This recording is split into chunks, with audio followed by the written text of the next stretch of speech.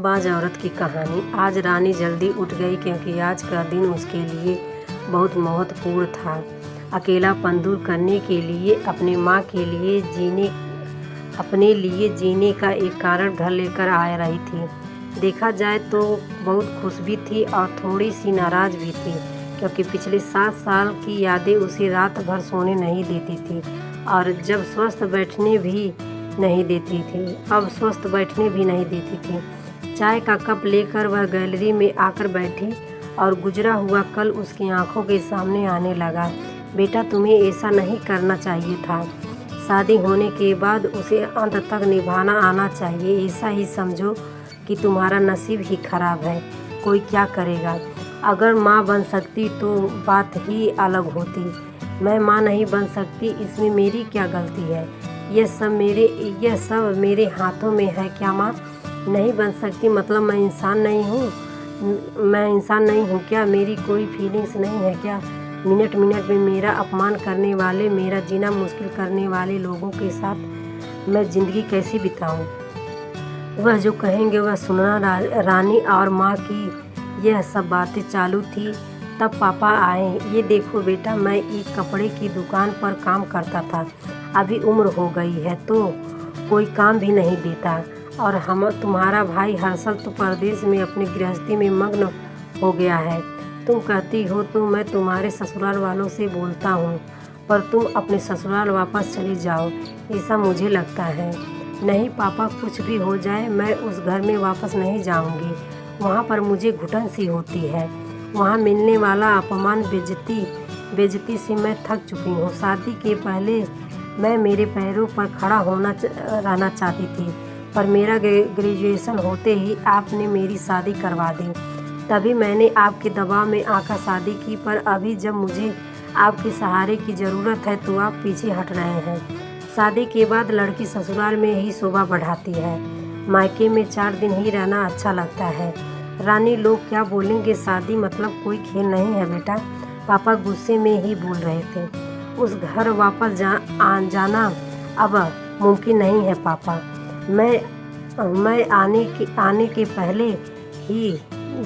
के पहले से ही डिवोर्स पेपर पर सिग्नेचर करके आई थी क्योंकि उन लोगों को सिर्फ मुझसे बच्चा चाहिए था जो मैंने उन्हें नहीं दे सकती। अरे, इतना बड़ा निर्णय लेने से पहले हमें एक बार पूछना तो चाहिए था ना। जन्मदाता हैं हम तुम्हारे। पापा, शादी होने के बाद मैं आपको बताती थी और माँ को भी कि कैसे छल होता है मेरे साथ वहाँ पर। 2 साल में कभी मुझे मेरे मन के मुताबिक रहने नहीं दिया। जब मेरी रिपोर्ट आई और समझा कि मैं कभी माँ नहीं बन सकती तो भी वैसे ही इन लोगों ने मुझे अपने असली रंग चालू कर दिया। कैसे रहूँगी मैं वहाँ? ऐसे वातावरण और इस सब से भागकर अपनी ज़िंदगी ख़त्म करने वालों में से मैं नहीं हूँ। यह देखो बेटा, हर्षल ने दिए हुए पैसे से ही मेरा और तुम्हारी माँ का जैसे तैसे खर्चा चलता है। उसमें तुम्हारा खर्चा उठाना थोड़ा सा कठिन होगा। डिवोर्स पेपर पर साइन करने से पहले इन सब का विचार मैंने किया था। मेरे पास के सोने के गहने लेकर मैं आई है और ग्रेजुएशन लोन निकालकर 6 महीने तक एक कोर्स करने वाली हूँ जिसको आज मार्केट में बहुत ज़रूरत है। उसके बाद मुझे अच्छी कंपनी में नौकरी मिल सकती है। मैं आपके ऊपर आर्थिक बोझ नहीं बनूंगी पापा। मुझे जीना है। संघर्ष करूंगी और कमाऊंगी, विश्वास कीजिए मेरा।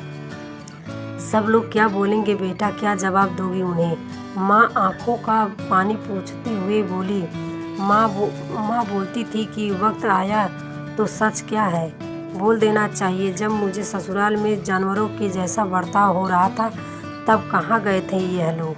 समाज में बड़ा करो, शादी कर दो, बस इतनी सी ही जिम्मेदारी समझते हैं।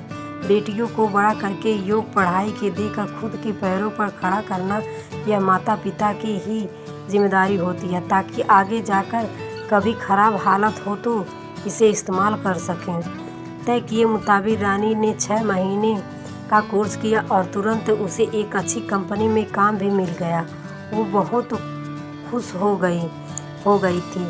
सब अच्छा चल रहा था। बीच में छुट्टी लेकर माता पिता को नज़दीक रहने वाले पर्यटन जगह पर घुमाने लेकर जाती थी। माता पिता बीच में ही दूसरी शादी की बात छेड़ देते थे।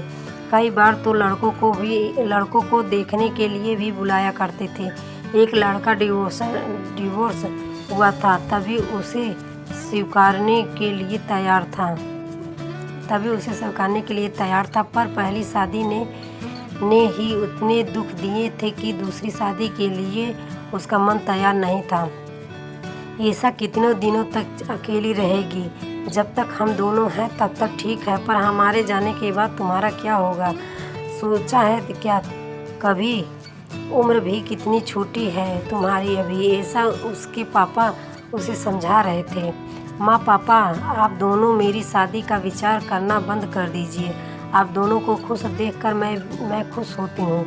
मेरे दोस्त सहेलियाँ हैं ना, मेरे साथ क्यों करनी है दूसरी शादी? भला इतना आसान नहीं है बेटा। एक उम्र के बाद अकेलापन खाने के लिए दौड़ेगा। माँ बोली। सच हुआ उसका ऐसा बोलना। आगे 2 साल में पहले माँ और 6 महीने में ही पापा का निधन हो गया। रानी अब अकेली हो गई। हर्षल भाई और उसकी पत्नी आए और साथ में चले बोलकर औपचारिकता की, पर मुझे उनके साथ जाकर वापस बोझ नहीं बनना था। मदद के वक्त मेरे साथ खड़े रहो, इतना बोलकर मैंने उनको जवाब दिया। ऑफिस का काम और बहुत सारे दोस्त, सभी लोग की शादी हो गई थी और वह अपने अपने गृहस्थी में मग्न हो गए थे, जिनके लिए कोई लक्ष्य मिल नहीं रहा था उसे। छुट्टी के दिन ऐसे ही एक मैगजीन पढ़ते समय उसने सिंगल मॉम पर एक बात पढ़ने के लिए मिली और उसे जीने का उद्देश्य मिला। उसने उस ही दिन तय किया और एक 10 साल की लड़की गोद लेने का प्रयास चालू किया। प्रक्रिया बहुत बड़ी थी, पर बोलते हैं ना, मन में इच्छा हो तो रास्ता मिल जाता है। वैसे वह प्रक्रिया पूरी हो गई और आज वही दिन था कि वह उस लड़की को लेने के लिए अनाथ आश्रम में जाने वाली थी।